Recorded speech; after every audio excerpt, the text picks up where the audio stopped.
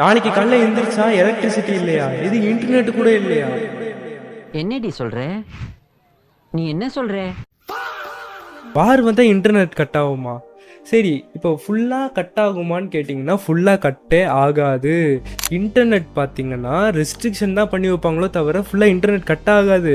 ஏன்னா அங்கே நாட்டில் இருக்கிறவங்க கொஞ்சம் ஸ்ட்ரெஸ் ஆகாமல் இருக்கிறதுக்காக இங்கே கிளப்பி விடுற ரூமர்ஸ் இது எல்லாத்தையும் பிளாக் பண்ணுறதுக்காக ரெஸ்ட்ரிக்ஷன் பண்ணி வச்சுருப்பாங்களோ தவிர பாக்கி எந்த ஒரு இன்டர்நெட் கட்டோ இன்டர்நெட் ஸ்லோ டவுனோ எதுவுமே நடக்காது.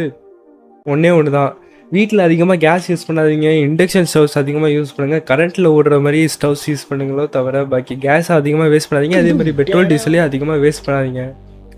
ஃபைனலைஸ் தண்ணி கேன்லேயோ கேனில் வந்து நீங்கள் பெட்ரோல் டீசலை வந்து எடுத்துகிட்டு போகிறதோ, அதே மாதிரி இந்த இந்த வாட்டர் டேங்க் இருக்குல்ல சின்டெக்ஸு, அதுலேயும் நீங்கள் இந்த ஆயில் பிடிச்சிட்டு போகிறதோ இதெல்லாம் எந்த யூஸும் கிடையாது.